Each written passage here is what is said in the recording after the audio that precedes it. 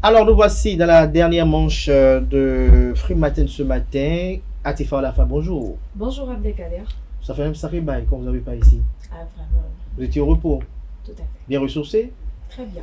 Aldo, bonjour. Bonjour à vous. Avant de vous revenir pour les prévisions astrologiques, Atifa Olafa, on vous voit, vous nous parlez ce matin du gobi, c'est ça, hein, du couvre-chef masculin, c'est ça. C'est bien ça. Et le votre gobi est où?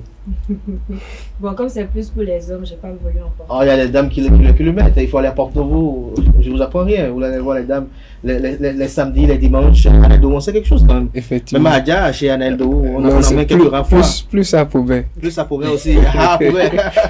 C'est vrai, au plateau, on adore beaucoup plus cette tradition, ce style vestimentaire là, les femmes le portent.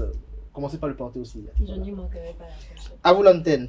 Merci Abdelkader Achiro. Bonjour à nouveau, chers amis internautes. C'est un plaisir de vous retrouver ce mardi.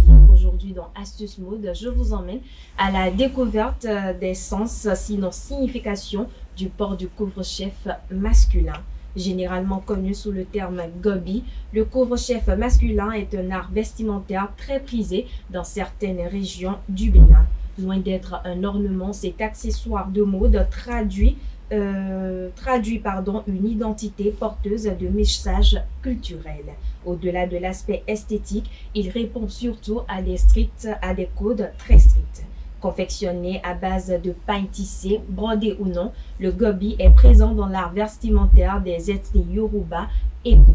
Il est plus qu'un simple accessoire de mode, de forme allongée ou verticale. Il est fait à base de tissu de paille avec de motifs atypiques. Selon qu'il est incliné à gauche ou à droite, le chapeau traduit la personnalité du porteur. Dirigé vers la gauche, il symbolise la noblesse et exprime des sentiments intenses tels que l'amour. Relevé droit sur la tête, il reflète l'autorité et le pouvoir, attirant ainsi l'attention.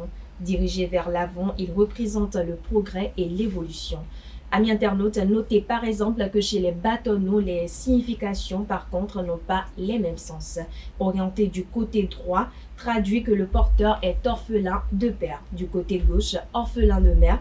Dirigé vers le haut signifie que le porteur a atteint un niveau de vie donné, c'est-à-dire une sécurité sociale et dont les parents sont toujours vivants. Vers le bas, quelqu'un qui est prêt à gravir des échelons. Voilà, amis internautes, laissez-moi vous rappeler que toutes ces différentes positions sont reconnues lors des grandes cérémonies, des fêtes et bien d'autres.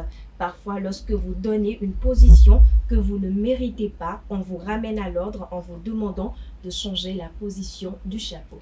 Voilà, amis internautes, Abdelkader Achiro, c'est tout pour l'astuce mot du jour. Si vous devez porter le gobi, vous le mettez dans quel sens?